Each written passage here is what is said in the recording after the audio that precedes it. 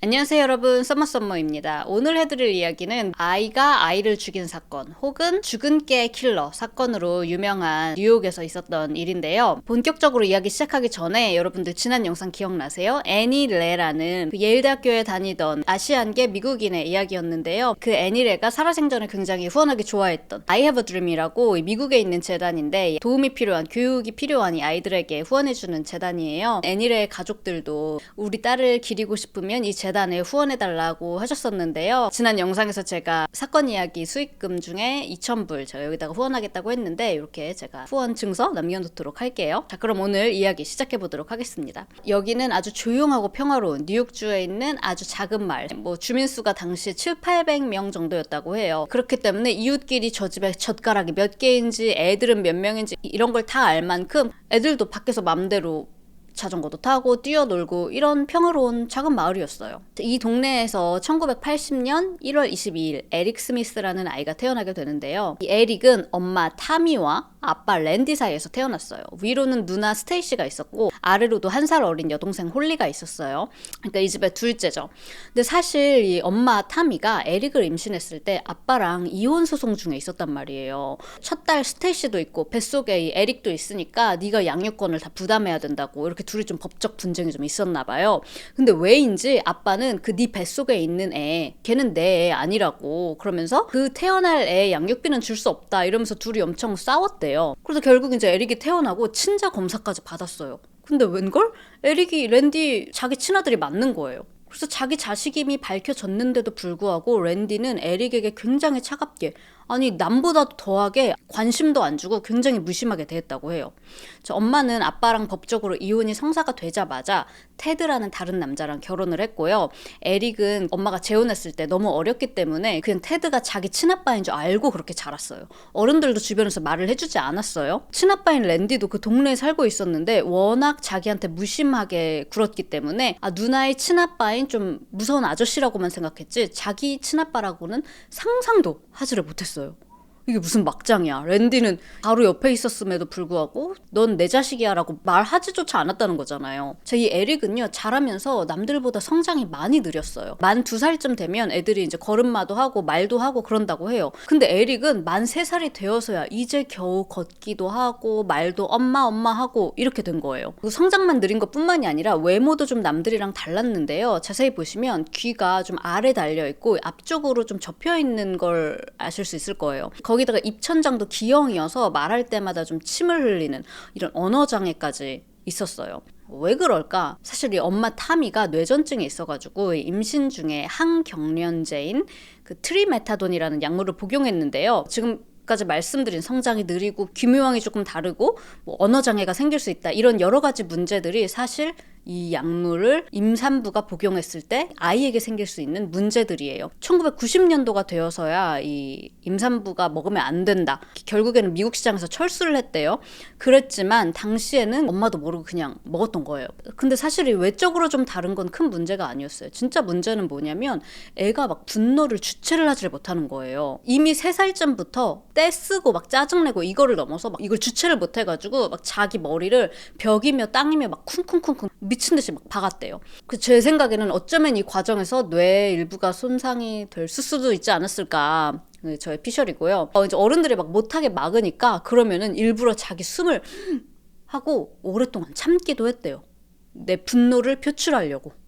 자, 그리고 막 이제 뒤뚱뒤뚱 걷기 시작했잖아요. 그때서부터는 또 희한하게 불에 엄청나게 집착을 하기 시작했어요. 자꾸 가스렌지를 켜려고 하고, 어떻게 애가 이 종이에 불을 붙이면 불이 붙는다는 사실조차 알게 됐는지 모르겠는데 막 종이를 모아가지고 가스렌지 어떻게 켜게 됐나 봐요. 그래가지고 막 불까지 지를 뻔하고 그런 일도 생겼대요. 이미 4살 때부터는 성에 대한 관심을 보였다고 하고요. 근데 이거는 유아기에도 이럴 수 있다고 하니까 거기다가 작은 동물들을 막 괴롭히는 걸 되게 좋아했고 5살 때부터 11살 때부터 왜 야뇨증이라고 하잖아요. 자다가 소변 보는 일이 굉장히 흔했어요. 근데 지금까지 말씀드린 이 모든 에릭의 증상들이요. 사실은 이 맥도날드 트라이애드라고 맥도날드 3징후라고 하는데요. 아동기나 청소년기에 방화, 야뇨증, 동물 괴롭히거나 죽이는 행위 이런 성향을 보이는 아이들인 경우 반사회적 성향을 갖고 나중에 연쇄살인범으로 발전할 수 있다고 주장하는 미국에 있는 심리학 개념이에요. 그런데 말씀드린 것처럼 에릭 스미스는 이미 3, 4살 때부터 이 3가지를 모두 다 명백하게 보여주고 있었어요.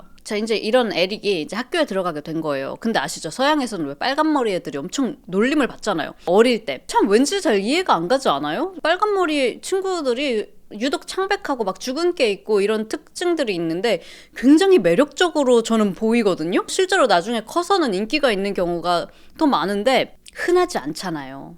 지금이야 막 이민자들도 있고 하니까 다양한 아이들이 학교에 다니고 하는데 근데 또 학교에서 소수인종이면 따돌림 받는 경우가 또 많잖아요. 당시에는 백인 애들끼리 있는 학교에서 빨간머리 애들이 흔하지 않으니까 뭔가 좀 약간 인간은 어릴 때부터 뭔가 자기랑 다르다고 생각하면 배척하는 그런 좀 경향이 있는 게 아닌가라는 생각이 드는데 아무튼 이 에릭은 빨간머리에 죽은 게 눈이 안 좋아가지고 두꺼운 안경까지 썼고요.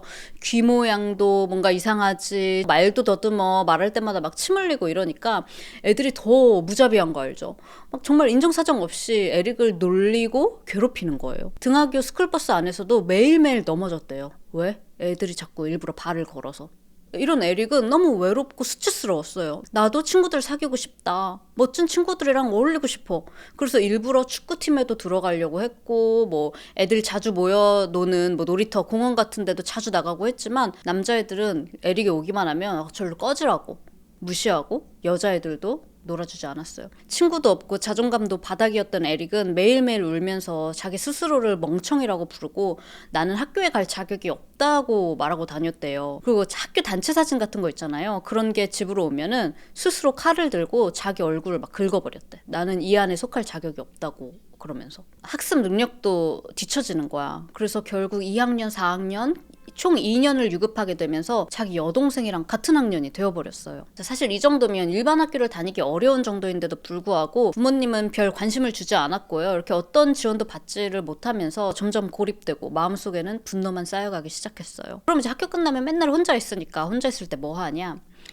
이 조그만 동물들, 곤충들을 가지고 와서 막 괴롭히는데 시간을 다 보냈어요. 왜냐? 이 세상에 내가 통제할 수 있는 건 아무것도 없는데 조그만한 뭐 동물들은 내가 마음대로 괴롭히고 죽일 수도 있으니까 이 고통스러워하는 이 모습이 뭔가 기쁘고 흡족스러웠다고 해요. 어릴 때는 작은 곤충, 뭐 산속에 있었던 작은 뱀, 개구리 이런 걸로 시작해서는 결국에 9살에는 이웃집에서 키우던 고양이까지 호스 클램프를 이용해서 목을 졸라서 죽이는 사건도 생겨요.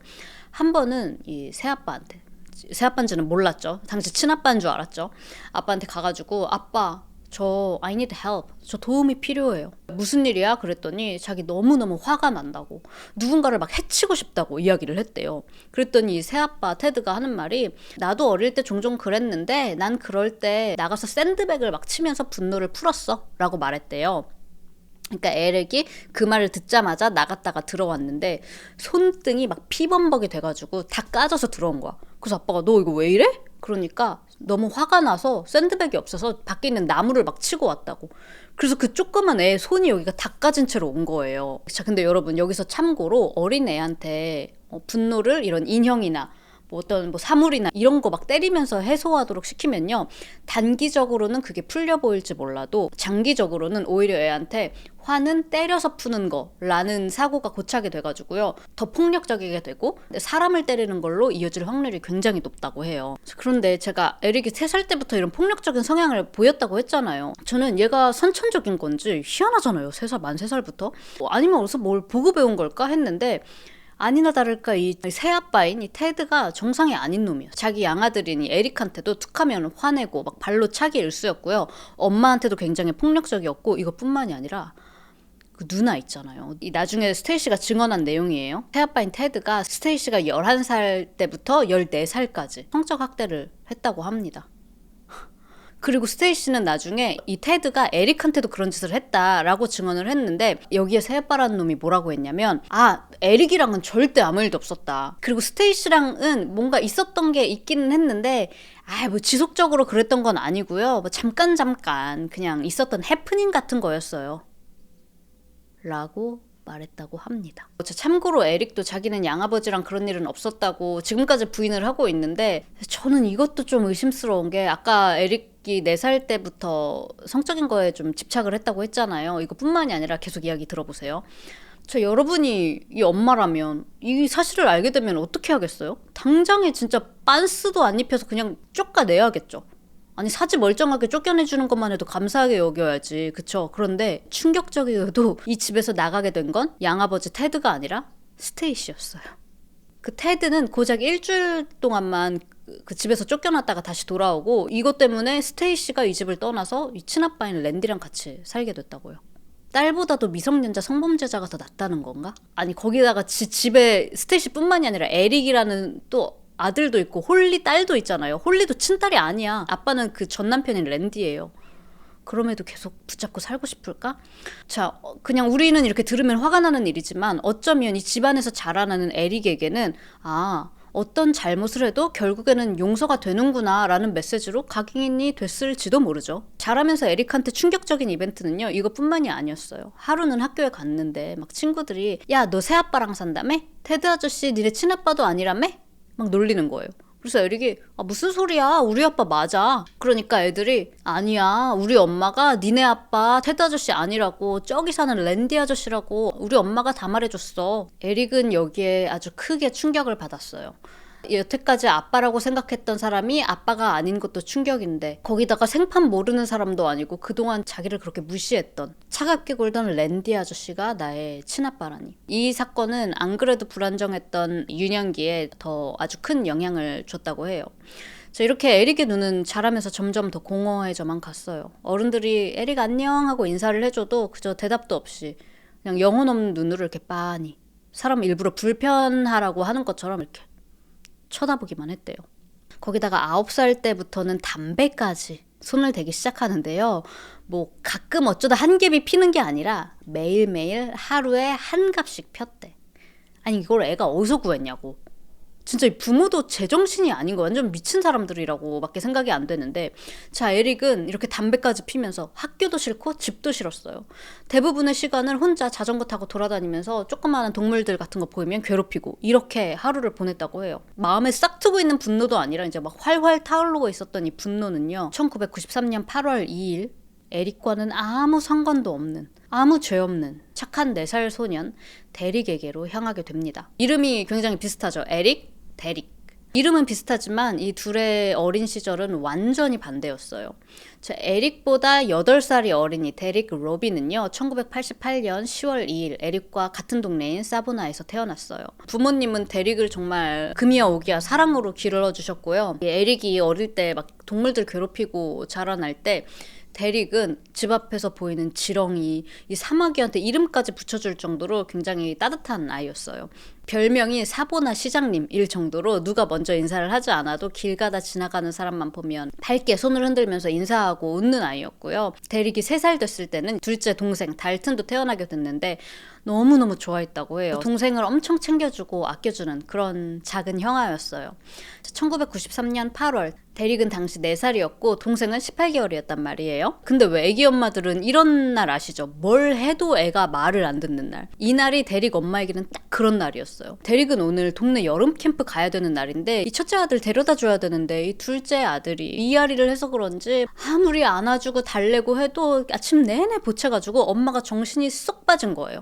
캠프 시작 시간은 아침 9시였는데 벌써 시간이 똑딱똑딱 아침 9시 10분이 된 거야. 이 4살짜리 데릭은 여름 캠프만 엄청 기다렸기 때문에 막 발을 동동 굴렀어요. 엄마 나 가야 돼. 엄마 나 늦었어요. 엄마 우리 진짜 이젠 가야 돼요. 결국 10분 지각이 되니까 이 데릭이 4살짜리가 엄마 괜찮아요. 저 혼자 갔다 올게요. 그러는 거야. 엄마는 안 되는데 이 아들이 혼자 어디 다니게 둔 적이 없단 말이에요. 그런데 생각해보니까 이 캠프장은 집에서 딱 한 블락 거리에 있는 공원에 있었어요. 횡단보도를 건널 필요도 없이 그냥 집 나가서 직진만 하면 돼. 이 엄마랑 데릭이랑 진짜 100번도 넘게 걸었던 집 앞 그냥 길이란 말이에요. 5분만 걸어가면 된다고. 그러니까 엄마는 그래 남의 집 애들은 부모님도 없이 그냥 막 자전거 타고 뛰어놀고 다니는데 설마 무슨 일이 있겠어? 혹시 무슨 일이 생기더라도 이 주변 동네 사람들 우리가 다 알고 있는데 도와주겠지. 이 데릭을 안아주면서 그래 모르는 사람이랑 이야기 절대 하지 말고 잘하고 와. 마지막으로 도시락 가방을 손에 쥐어주면서 따뜻한 폰과 함께 아들 사랑해 라고 말했어요. 데릭은 엄마 나도 사랑해 다녀오겠습니다 하고 집을 나섰어요. 엄마도 데릭도 이게 서로를 보는 마지막이라고는 생각도 하지 못했어요. 대문 밖으로 멀어져가는 아들을 잠깐 보다가 안에서 이제 보채는 둘째에게 엄마는 다시 돌아왔고요. 그날 이상하게 데릭이 나가고 얼마 지나지도 않아서 10분도 안 됐을 무렵부터 뭔가 이상한 불안감에 휩싸였다고 해요, 이 엄마가. 근데 그냥 내가 이 애 때문에 정신이 팔려서 내가 너무 예민한 거겠지라고 그냥 스스로를 다독였어요. 자, 이날 아침 9시 15분 엄마의 배웅을 받고 집을 나선 데릭은요, 한 손에 도시락 가방을 들고 신나게 빠른 발걸음으로 공원으로 향했어요. 근데 하필 딱 그 시간 8살 많은, 그러니까 12살의 에릭 스미스가 자전거를 타고 그 근처를 지나가고 있었던 거야. 사실 에릭은 그 데릭이 가고 있었던 그 캠프장 근처에 있었어요. 거기서 이렇게 자전거 타고 어슬렁거리는데 이 캠프 관계자가 꺼지라고, 여기서 정신없게 굴지 말라고 이렇게 제지했던 탓에 수치심과 분노를 느끼면서 돌아 나오던 길이었어요. 근데 반대편에서 데릭이 룰루랄라 기분 좋게 걸어가고 있는 거야. 이 처음에는 이 에릭이 금발의 데릭을 보고 그냥 지나쳤대요. 그러다가 갑자기 무슨 생각이라도 나는 듯이 한 3m 정도 뒤에서 자전거 브레이크를 밟고 헤이! 야! 하고 불렀어. 데릭이 이렇게 딱 뒤를 돌아보는 순간 에릭이 자전거를 돌려가지고 데릭 쪽으로 막 전력 질주를 하면서 얘를 해치고 싶다, 이런 생각이 마음속에서 막 끓기를 시작했대요. 형이랑 같이 가자. 형아가 캠프장 지름길 알려줄게.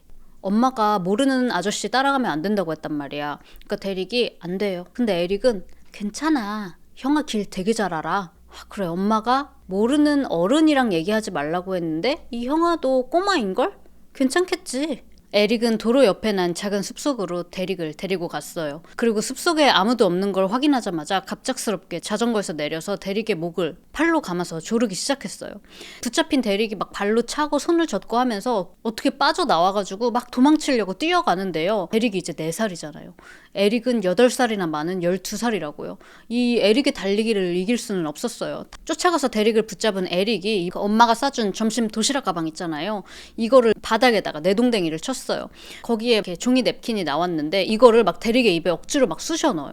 그러니까 순간적으로 데릭이 그 손을 콱 물어버린 거예요. 그러니까 에릭이 더 분노를 하면서 옆에 있었던 돌을 들어서 데릭의 머리를 사정없이 내리치기 시작합니다. 이 꼬마아이가 이미 쓰러져서 아무것도 하지 못하고 있는데 에릭은 주변에 무려 12kg짜리 큰 바위가 있었대요. 그거를 낑낑대고 들고 와서 데릭의 몸 위로 몇 번이고 집어던졌어요. 이게 엄청 무겁잖아요. 12kg면 12살한테는 꽤 무거운 무게잖아요. 그래서 힘이 들었나 봐요. 그렇게 몇 번씩 내던지는 과정에서 중간중간 데릭 도시락 가방 안에 쿨에이드라는 음료수가 있거든요. 이거를 꺼내가지고 막 마시고 마치 무슨 장난 놀이라도 하는 것처럼 남은 쿨에이드를 데릭의 상처 위에 막 이렇게 붓기도 하고요. 그리고 바지를 벗겨서 근처에 있었던 나뭇가지를 데릭의 몸속에 삽입을 합니다. 아니, 어떻게 저는 12살짜리 애가 이런 끔찍한 일을 저지를 수 있었을까. 그래서 아까도 말했지만 에릭도 역시 새아버지인 테드에게 어떤 성적인 학대를 당했던 건 아닐까라고 생각했는데 나중에 이 부분에 대해서도 에릭이 이야기를 하거든요. 이제 계속 들어보세요. 자, 그렇게 고작 4년 10개월의 인생을 산 데릭이 그 숲속에서 숨지게 됐어요. 에릭은 죽은 데릭을 질질 끌고 가서 숲속 더 외진 곳에다가 숨기고요. 아무 일도 없었다는 듯이 자전거를 타고 그 자리를 유유히 떠납니다. 그리고 더 충격적인 거는 아무 일도 없었다는 듯이 공원 가가지고 막 자전거 타고 놀다가 다시 이 자리로 돌아와요. 몇 번이고. 시신을 여기다 뒀다가 여기다 옮기기도 하고 저기다 옮기기도 하고 나갔다가 또 다시 돌아왔을 때는 왼쪽 신발을 벗겨서 오른쪽 손에 들리게 하고 오른쪽 신발은 또 왼쪽 손 쪽에 두게 하고 마치 끝내고 싶지 않은 놀이인 것 마냥 계속 왔다 갔다 하더니 갑자기 우르릉 꽝꽝하고 천둥번개가 치면서 폭우가 쏟아졌단 말이에요. 그 폭우 때문에 에릭이 더 이상 돌아오지 않고 집으로 가게 됩니다. 자, 갑자기 비가 이렇게 막 많이 오니까 이 썸머 캠프가 몇 시간 만에 조기 종료가 됐어요. 데릭 엄마가 아들을 데리러 공원에 갔는데 선생님이 오늘 데릭 안 왔는데요? 이 엄마는 곧바로 경찰에게 이 사실을 알리고 경찰과 마을 사람들이 대대적으로 수색에 나섭니다. 그리고 그날 오후 깊은 숲속에서 무참히 살해당한 4살짜리 데릭을 발견하게 돼요. 데릭은 심한 구타를 당하고 바지가 벗겨진 채로 나뭇가지도 여전히 신체 부위에 삽입된 채로 부검결과 머리에 심각한 외상 그리고 가슴과 복부에는 그 무거운 바위 있잖아요. 이것 때문에 뇌출혈, 장기 천공까지 생겼다고 해요. 발견된 그 작은 데릭의 모습이 너무 참혹해서 그 누구도 이게 감히 10대 아이가 저지른 짓일 거라고는 상상조차 하지 못했어요. 아이들은 수사 대상에서 배제가 됐고 즉시 바로 이 성인들 중에도 성범죄 전과자, 최근에 출소한 사람, 거기다가 사보나는 되게 작은 동네라서 이웃끼리 다 안다고 했잖아요. 도저히 이런 짓을 동네 사람이 했을 리가 없다. 그래서 이날 사보나를 방문했던 이 외지인들 중심으로 집중적으로 수사를 했기 때문에 에릭은 수사선상에 있지도 않았어요. 진짜 상상도 못한 경우로 경찰이 에릭을 만나게 되는데요. 자, 이날 이 사건이 생기고 에릭네 엄마 토미 있잖아요. 타미도 걱정이 막 되는 거야. 에릭도 그날 그 썸머 캠프 있었던 공원 근처에 갔었는데 어머나 세상에 우리 애한테 이런 일이 생길 뻔했다는 거잖아. 지 아들이 그런 건 줄은 상상도 못하고 아들한테 가가지고 너 그날 뭐 이상한 거 본 거 없니? 그러니까 에릭이 아니요 아무것도 못 봤어요 이러는데 애가 뭔가 우물쭈물 뭔가 이상한 거예요. 왜 알죠? 엄마는 애들이 거짓말하면 이렇게 보이는 거. 그러니까 엄마가 얘가 왜 이래? 너 뭐 알지? 너도 혹시 무슨 일 당했니? 그러면서 엄마는 아마 에릭이 이걸 받고 살인마가 얘를 협박했을 거다. 얘가 분명히 뭘 알고 있는데 지금 말을 못하는 거다 해가지고 대릭 사망 3일째 엄마가 에릭을 데리고 그 사건 현장으로 데려갔어요. 그러니까 거기 이제 수사 중이던 경찰들도 있었죠. 에릭은 거기 가서 엄마한테도 경찰한테도 아니요 저는 데릭 본 적 없어요 라고 말했어요. 그런데 다음 날인 사망 4일째 에릭이 지발로 이 공원에 다시 찾아와가지고 경찰 지휘소에 들어온 거야. 들어가지고 경찰관들한테 제가 뭐 도와드릴 만한 건 없을까요? 그래서 경찰들이 글쎄 네가 뭘 도와줄 수 있겠니? 그러니까 에릭이 제가 사실은 공원 맞은편에서 데릭을 봤는데 당시 수사관이었던 존 히치 말에 따르면 이 말을 하는 에릭의 모습이 상당히 활기차 보이고 들뜬 모습이었다고 말해요. 경찰이 정말? 데릭이 뭘 입고 있었는데? 데릭은요 그날 하얀색 티셔츠에 손에는 꽤 멋진 도시락 가방도 들고 있었어요. 제가 근데 그때 안경도 안 쓰고 그냥 자전거 타고 휙 지나가서 자세히는 잘 몰라요? 사망 직전에 데릭을 목격한 지금 유일한 목격자인 건가? 그래가지고 에릭을 데리고 가요. 그날 너가 자전거 탄 그 모습을 재현해달라고. 자, 여기 에릭이 자전거 타고 있는 모습을 영상으로 보여드릴게요. 이 에릭이 실제로 굉장히 들뜬 모습으로 기쁘게 여러 번 막 이렇게 보여주는 이 모습이 수사관들을 섬뜩하게 만들었다고 하는데요. 포렌식 심리학자들은요, 자신이 저지른 범죄를 뭔가 후회, 죄책감으로 생각하는 게 아니라 나에게 쾌감을 준 사건이라고 생각하는 범죄자인 경우 이 범죄를 저질렀던 이 순간들을 계속 머릿속으로 되새기면서 집착하고 또 재현을 할 때 상당히 들떠 보이는 이런 모습을 보여줄 수 있다고 해요. 근데 이런 에릭의 모습을 보면서 수사관이 뭔가 되게 이상하다고 생각했던 거는 에릭이 눈이 상당히 안 좋은 거예요. 아니 지가 그랬잖아. 안경이 부서져서 눈이 잘 안 보였었다고. 에릭이 진술하는 게 맞다면 꽤 먼 거리에서 데릭을 봤다는 건데 이 착장, 도시락 가방이 어떻게 생겼는지까지 너무 자세히 알고 있다는 게 되게 의심스러운 거예요. 그래서 이제 수사관이 얘야 우리 그날 똑같이 재현해보자. 너 그날 안경 없었다고 했지? 안경 이리 줘봐. 안경 없이 자전거를 타고 가게 하면서 사복 입은 경찰을 그 데릭을 봤다는 그쪽에다 배치를 한 거예요. 그리고 나서 이제 무슨 옷을 입고 있었냐고 물어보니까 아니나 다를까 애가 대답을 못하네. 근데 더 소름인 건요. 갑자기 에릭이 주먹을 불끈 쥐고 막 이 주먹을 부들부들 떨면서 아저씨들 지금 내가 범인이라고 생각하는 거죠? 저를 의심하는 거죠? 하면서 갑자기 막 분노를 하는 거예요. 애가. 그래서 얘 뭔가 진짜 이상하다. 그래서 얘를 데리고 경찰서로 데려가가지고 이렇게 커피 한 잔씩 주잖아요. 범죄자들 인터뷰하는 동안. 그러니까 쿨에이드를 내줬는데 갑자기 얘가 이걸 보고 흥분해가지고 집어 들어가지고 땅에다가 팍 내동댕이를 치는 거예요. 기억나시죠 여러분? 에릭이 데릭 시신 위에다가 그 붉은색 쿨에이드를 막 온몸에다 뿌려놨었잖아요. 그러면서 막 테이블을 주먹으로 치면서 갑자기 급발진을 하면서 전 그런 작은 아이를 해치거나 성적으로 이상한 짓을 할 그럴 사람이 아니라고요. 막 이러는데 여기서 경찰이 확신을 해요. 왜냐? 데릭이 발견됐을 때 그렇게 성적으로 훼손이 되었다는 그 정보는 마을 주민, 매스컴에 전혀 알리지 않은 경찰들만 아는 비공개 정보였거든요. 하지만 이 인터뷰는 비공식 면담이었고요. 딱히 체포할 수 있는 근거가 부족했기 때문에 몇 시간 후에 집으로 얘를 돌려보냈어요. 자, 집에 가자마자 에릭은 주변 사람들한테 이런 질문을 집요하게 해요. 진짜 범인이 잡히면 어떻게 되는 거예요? 경찰서 가니까 아저씨들이 DNA 검사 뭐 어쩌고 하던데 그게 뭐예요? 만약에 진짜 만약에 있잖아요. 범인이 어린아이라면 그럼 어떻게 되는 거예요? 이런 질문을요. 에릭의 엄마 그리고 특히 전직 경찰관이셨던 이 증조 할아버지는요. 분명히 에릭이 뭔가 숨기고 있다. 이때까지도 에릭이 한 짓이라고는 생각도 못하고 뭘 알고 있는데 협박받아서 말을 못하고 있다고 생각을 한 거예요. 그래서 할아버지가 사실대로 말해도 돼. 우리가 널 지켜줄 거야. 이 할아버지 말씀은 그 협박범으로부터 널 지켜줄 거라는 생각이었는데 갑자기 에릭이 이 말에 안도라도 하듯이 펑펑 울면서 엄마한테 달려가서 이렇게 안겨가지고 Mom, I did it. 엄마, 내가 그랬어요. 내가 열받아서 그 작은 아이를 내가 죽였어요. 이러면서 막 울었대요. 엄마도 막 절규를 하면서 에릭의 어깨를 흔들면서 왜 그랬냐고. 도대체 왜 그런 짓을 했냐고. 그러니까 에릭은 몰라요. 진짜 모르겠어요. 나도 왜 그랬는지 모르겠어요. 이 말만 반복했다고 합니다. 바로 그 전직 경찰관이었던 증조 할아버지는 경찰에 신고를 했고요. 에릭은 이제 본격적인 경찰 조사를 받게 되는데요. 실토하고 나서 경찰 앞에서 어떻게 이 일이 발생했는지 재연을 할 때는 또 다시 아주 신나고 들뜬 모습이었다고 합니다. 자, 경찰이 자백하는 에릭한테 왜 대릭의 몸에 나뭇가지로 그렇게 했니? 라는 질문에 전 상상도 못한 말을 해요. 이렇게 말했어요. 대릭이 안 죽었을까 봐요. 나뭇가지가 몸 안으로 들어가서 심장을 찌르면 확실히 죽을 거라고 생각했거든요.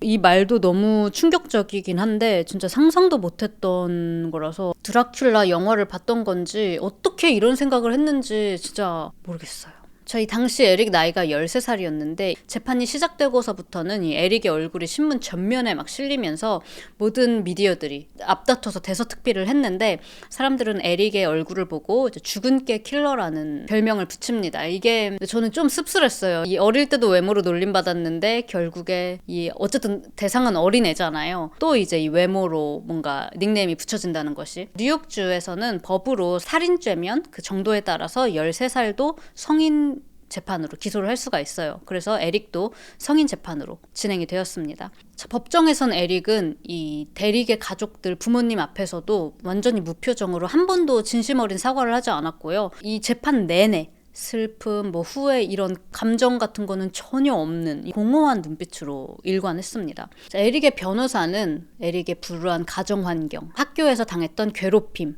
발달장애, 그리고 분노 폭발 장애도 갖고 있다라고 호소를 했지만 검찰 측에서는 우리가 정신감정을 해봤는데 이렇게 끔찍한 일을 저지를 만한 그런 심각한 정신 문제는 없다. 그러면서 ADHD만 공식적으로 진단을 내렸어요. 자, 그렇게 배심원단의 만장일치로 13살의 에릭은 2급 살인죄로 최소 9년에서 무기징역을 선고받습니다. 에릭은 후에 이렇게 얘기했어요. 전 대릭이랑 아는 사이도 아니고 사실 그날 누구든 상관없었어요. 전 그냥 화가 난 것뿐이에요. 대릭한테 화가 난 게 아니라 지금까지 날 괴롭힌 사람들한테 화가 났던 거예요. 전 어릴 때부터 늘 괴롭힘 당하고 조롱당하고 무시당해서 이젠 내가 다치는 대신 다른 사람을 다치게 하고 싶다. 그런 생각이 들었어요. 아마 그날 대릭이 아니었다면 다른 아이를 죽였을 거예요. 라고 말해서 사람들을 다시 충격에 빠뜨리게 하기도 했어요. 만약에 여기서 잡히지 않았다면 진짜 연쇄살인마가 됐을지도 모르지 않나 라고 생각하는데, 그리고 수감 몇 년 후에야 피해자 가족들에게 편지로 사과를 전했는데요. 편지에는 대릭이 더 이상 겪지 못할 생일, 크리스마스, 졸업, 결혼 이 모든 순간을 제가 빼앗았습니다. 진심으로 죄송합니다. 대릭을 다시 데려올 수 있는 방법은 없습니다. 만약 내가 그 아이 대신 무덤에 누울 수 있다면 전 단 1초의 망설임도 없이 그렇게 하고 싶습니다. 라고 적기도 했어요. 그렇다고 죽은 대릭 대신에 얘가 죽을 수는 없는 노릇이잖아요. 참고로 이 편지를 받은 가족은 이게 진심인지 그냥 꾸며서 하는 말인지도 모르겠다라고 이야기를 했고요. 그리고 이 에릭은 2004년 24살이 됐을 때 바로 가석방 신청을 해요. 근데 기각됐거든요. 근데 떨어져도 매 2년마다 가석방 신청을 했어요. 근데 이게 진짜 남은 가족들한테 너무 가혹한 게 뭐냐면요. 이 말인 즉슨 대릭의 부모님이 2년마다 이 법정에 반대 의견서를 제출을 했어야 됐던 거예요. 이 부모님은 아들이 죽은 지 몇십 년이 지나도 아들을 당연히 잊지 못하고, 대릭이 죽은 8월 2일만 되면 생전에 바닐라 아이스크림 이렇게 스프링클 뿌려 먹는 걸 좋아했다고 해요. 이걸 먹으면서 행복했던 대릭의 모습을 생각하면서 이 기억을 좀 치유해 보려고 하다가도 2년에 한 번씩 언젠가 자기 아들을 죽인 이놈이 풀려날 수도 있다는 이 불안감 때문에 그냥 몇십 년 동안 이 사건이 그냥 계속 끝나지 않은 것만 같았다고 이야기를 하시기도 했는데요. 자, 하지만 11번째 가석방 심사가 있었던 2021년 10월 5일 뉴욕주 당국은 이렇게 얘기해요. 이제 41살의 에릭이 많이 변화했다. 특히 수감 첫 6년 동안 이 소년원에서 받았던 집중 심리 치료를 받으면서 아주 크게 변화했다. 그는 그동안 교도소 내에 많은 프로그램과 교육 과정을 수료했고 모범수로 지내왔다. 우리가 리스크 평가를 해보니까 위험성 낮음이라는 결과로 판정이 나왔다. 그래서 2022년 2월 약 29년의 복역 끝에 그리고 11번의 가석방 신청 끝에 에릭이 세상 밖으로 나오게 됩니다.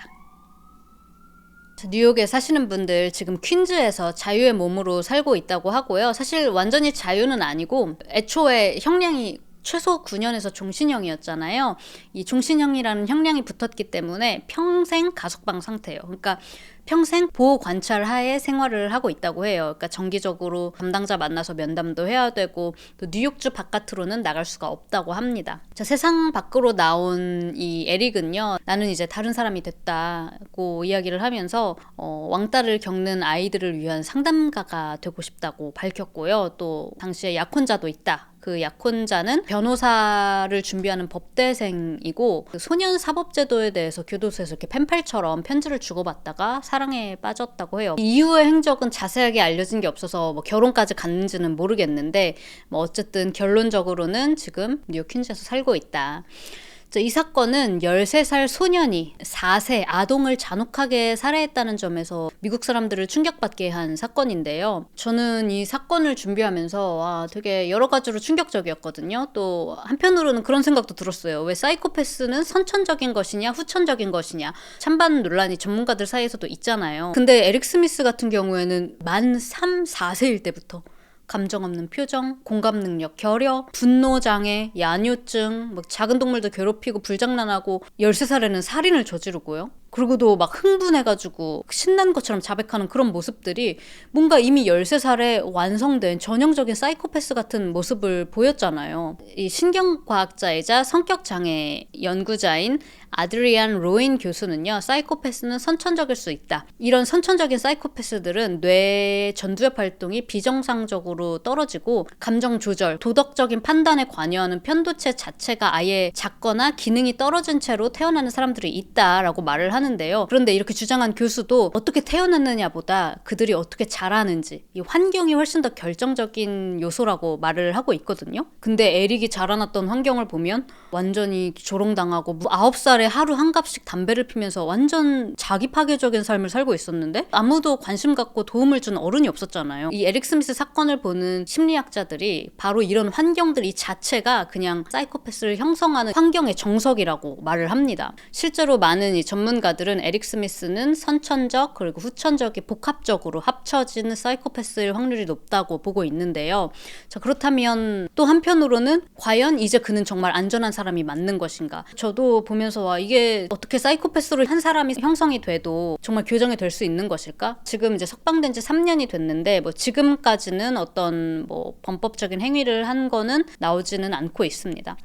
많은 살인범들이 불우한 성장 배경을 가지고 있는 게 사실이에요. 근데 물론 그렇다고 해서 모두가 살인범이 되는 건 아니잖아요. 근데 오늘 사건 같은 경우에는 이런 환경 속에서 자라나고 있던 중에 생겼던 사건이라서 모르겠어요. 좀 어른으로서 감정을 가진 한 사람으로서 개인적으로 좀 복잡한 감정이 들었던 사건이었어요.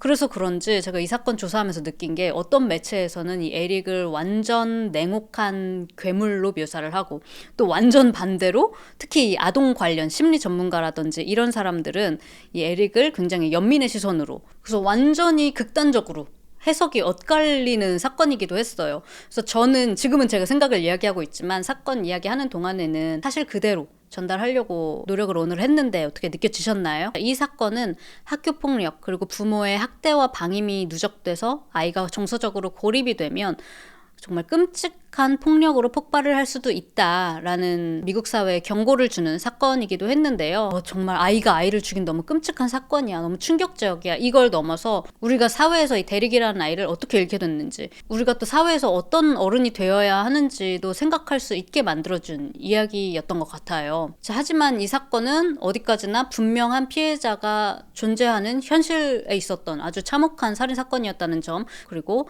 아직도 그 가족이 고통 속에서 살아가고 있다는 거를 결코 잊어서는 안 된다고 생각하는데요. 저희 데릭 부모님은 최근 인터뷰에서 이렇게 말씀하셨어요. 어떤 사람들은 이렇게 말해요. 이제 그만하고 잊어버려야지.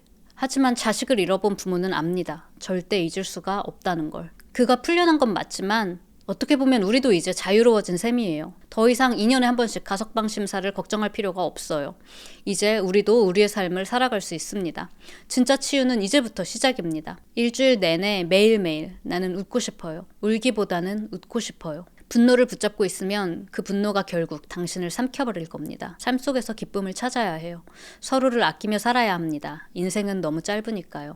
그냥 살아야 해요. 라고 말하면서 이제 자신들은 더 이상 에릭 스미스가 어디서 어떻게 살고 있는지 생각하지 않기로 했다고 밝혔습니다. 사보나의 비공식 시장님으로 불렸던 호기심 많고 밝고 사랑이 많았던 4살 데릭은 비록 너무 어린 나이에 세상을 떠나게 됐지만 이 사보나 마을 사람들은 데릭을 기억하고자 데릭이 티볼이라는 스포츠를 제일 좋아했다고 해요. 그래서 이 티볼을 하고 있는 데릭의 모습을 마을 공원에다가 동상으로 세웠고요. 그리고 이 에릭 놈이 출소하게 된 2022년에는 이 공원을 데릭 로비 추모 공원으로 명명을 했습니다. 오늘 제가 준비한 이야기는 여기까지고요. 저는 다음번에 다른 미국 사건 이야기로 다시 찾아오도록 하겠습니다.